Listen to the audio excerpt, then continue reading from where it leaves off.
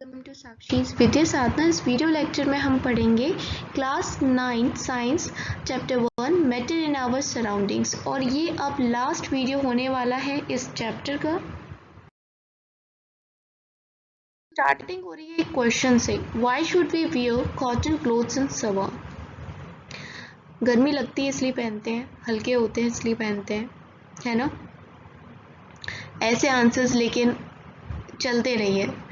जब साइंस की बात आती है तो साइंस के हिसाब से ही हमें देखना होता है। तो चलिए देखते हैं साइंस के हिसाब से। During summer we perspire more because of the mechanism of our body which keeps us cool. गर्मियों के टाइम में हमें काफ़ी पसीना आता है। ये हमारे शरीर का एक मैकेनिज्म है जिससे कि हमारा शरीर ठंडा रहता है। We know that during evaporation, the particles at the surface of the liquid gain energy from the surroundings or body surface and change into vapor.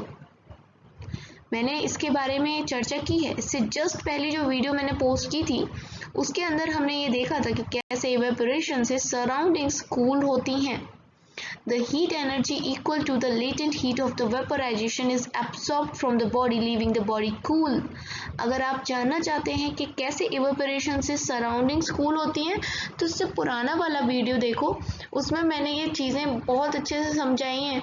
तो आपको समझ में आ जाएगा कि जब भी हमारी बॉडी में भी जैसे हमें पसीना आता है और जब वो सूख रहा होता है तो कितना हमें ठंडा ठंडा लगता है, कूल कूल लगता है। ये सेम वही बात है जो हमने पहले वाली वीडियो में समझी थी।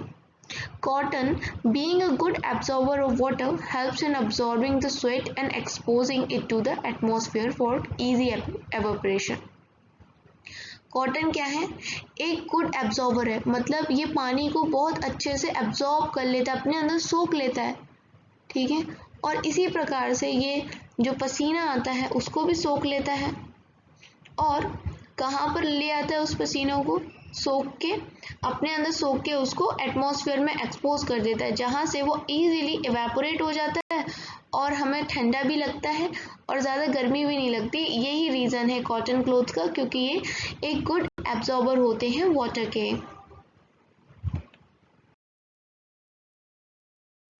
Why do we see water droplets on the outer surface of a glass containing ice cold water? कभी देखा है ठंडा ग्लास, उसके जो बाहर की सतह में बूंद बूंद सी बन जाती हैं और थोड़ी देर बाद जब वो पानी का टेम्परेचर ठीक होने लगता है, रूम टेम्परेचर पे आता है, तो वो पानी ही बन जाता है, बाहर गीला हो जाता है। Let us take some ice cold water in a tumbler. एक ग्लास में आइस कोल्ड वाटर लीजिए। Soon you will see water droplets on the outer surface of the tumbler. और कुछ ही देर बाद हमें ग्लास के बाहर क्या दिखेंगी? कुछ वाटर ड्रॉपलेट्स दिखेंगी। The water vapor present in air on combining in contact with the cold glass of water loses energy and gets converted to liquid states which we see as water droplets. तो इसमें होता क्या है? अब ऐसा तो नहीं है ना कि ग्लास के अंदर का पानी बाहर आ गया हो, ऐसा नहीं होता है। हमारे एटमॉस्फेयर में वाटर वेपर मौजूद होते हैं जो कि आपको नॉर्मली नहीं दिखाई दे रहे हैं। वाटर वेपर है, लेकिन जैसे ही किसी ठंडी चीज़ से टकराते हैं वाटर वेपर, तो ये पानी के रूप में आ जाते हैं। मतलब वेपर स्टेट से कहाँ कन्वर्ट हो जाते हैं? एक लिक्विड स्टेट में आ जाते हैं, अपनी एनर्जी को लॉस करते हुए। तो उसी वजह से जब हम एक ठंडे ग्लास में पानी रखते हैं तो उसके आसपास जो भी वाटर वेपर मौजूद होते हैं वो उस ग्लास से टकरा के अपनी एनर्जी को लॉस करते हैं और कन्वर्ट हो जाते हैं लिक्विड स्टेट्स में, जिनको हम easily as a water droplets देख सकते हैं। Start talking of 5 states of matter: solid, liquid, gas, plasma and Bose-Einstein condensate. तो आजकल जो साइंटिस्ट हैं वो बात क्या कर रहे हैं? 5 स्टेट्स के मैटर की। हमने तो 3 ही पढ़ी है ना स्टार्टिंग से, सॉलिड, लिक्विड, गैस, लेकिन अब 2 और आ गई हैं, प्लाज्मा एंड बोस-आइंस्टीन कंडेंसेट, जिसके बारे में बातें की जा रही हैं। तो पहले प्लाज्मा देखते हैं। The state consist of super energetic and super excited particles. तो इस स्टेट के अंदर जो पार्टिकल्स होते हैं उनके अंदर सुपर है वर्ड, सुपर समझते हो? बहुत ज़्यादा एनर्जी है और बहुत एक्साइटेड रहते हैं। These particles are in the form of gases कैसे होते हैं ये आयनाइज्ड गैसेस, अभी बताएंगे आगे आपको ये आयनाइज्ड गैसेस क्या हो सकती हैं। देखो, the fluorescent tube and neon sign bulb consist of plasma, जो हम ये लाइट यूज कर लेते हैं इनके अंदर प्लाज्मा मौजूद होता है। अब ये जो नियॉन साइन बल्ब होता है ना, ये नियॉन क्या है, एक गैस है, तो यहाँ there is a neon gas, तो उसका नाम इसलिए नियॉन साइन बल्ब रखा है क्योंकि इसके अंदर हमारी नियॉन गैस होती है। लेकिन फ्लोरोसेंट ट्यूब के अंदर कोई फ्लोरोसेंट टाइप की कोई गैस नहीं होती, इसके अंदर हीलियम गैस होती है, और कई केसेस में दूसरी गैसेस भी होती हैं, लेकिन आपकी बुक के अकॉर्डिंग हीलियम ही दिया है उन्होंने डायरेक्ट, तो आप ये हीलियम तो याद ही रखना। तो ये जो गैस होती हैं हीलियम और नियॉन, ये आयनाइज्ड हो जाती हैं। आयनाइज्ड होने का मतलब है इनके ऊपर चार्ज आ जाता है। चार्ज मतलब प्लस या माइनस, पॉजिटिव और नेगेटिव। कब आता है चार्ज, जब इनके अंदर से इलेक्ट्रिसिटी फ्लो करती है।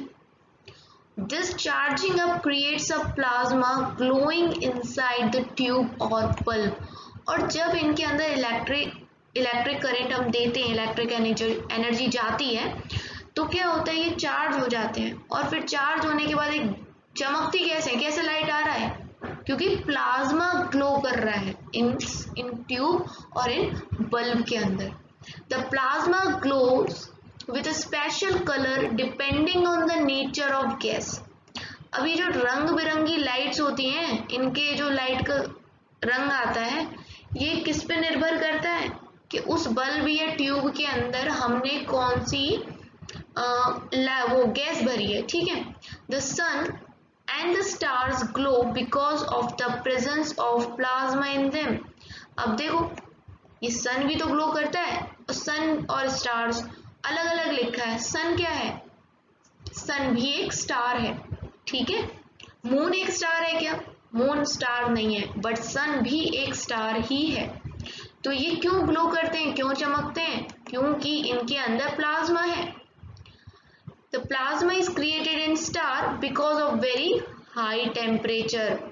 अब क्यों, अब तुम बोलोगे कि वहां पर तो इसलिए ग्लो कर रहे थे ट्यूब में और बल्ब में तो इसलिए ग्लो कर रहे थे क्योंकि हम इलेक्ट्रिसिटी दे रहे थे।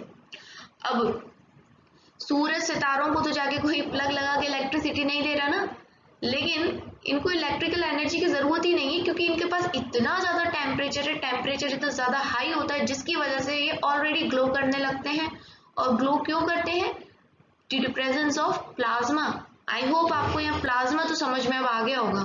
अब हम देखेंगे बोस आइंस्टीन कंडेंसेट। देखो, यहाँ पर ये दो अलग अलग लोग हैं और उनके नाम को कंबाइन कर दिया गया है, बोस आइंस्टीन कंडेंसेट। बोस कौन है, एसएन बोस है, और आइंस्टीन तो है अल्बर्ट आइंस्टीन।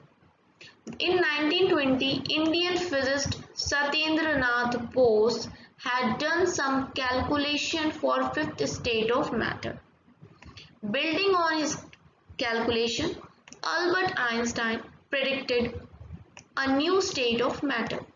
तो पहले ये जो कैलकुलेशंस की थी ना फिफ्थ स्टेट के लिए 1920 में, तो वो हमारे इंडिया के फिजिसिस्ट ने की थी जिनका नाम था सत्येंद्र नाथ बोस, और उनकी कैलकुलेशन पे निर्धारित फिर ये अल्बर्ट आइंस्टाइन ने एक नई स्टेट को प्रेडिक्ट किया। उसका नाम हमने रख दिया द बोस आइंस्टाइन कंडेंसेट। फिर 2001 में जाके Eric A Cornell, Wolfgang Ketterle and Carl E Wieman of USA received the Nobel Prize in Physics for achieving Bose-Einstein condensation। और इन दोनों की जो पढ़ाई है इसमें फर्दर काम किया इन लोगों ने 2001 में, जिसके लिए इनको नोबेल प्राइज भी दिया गया। बहुत बड़ा प्राइज होता है ये नोबेल प्राइज, ठीक है, हर साल दिया जाता है लगभग, और कई क्षेत्रों में दिया जाता है, फिजिक्स में, केमिस्ट्री में, लिटरेचर में, पीस के लिए, ऐसे। द BEC हम शॉर्ट में बोल रहे हैं, बोस आइंस्टाइन कंडेंसेट को BEC is formed by cooling a gas off extremely low density.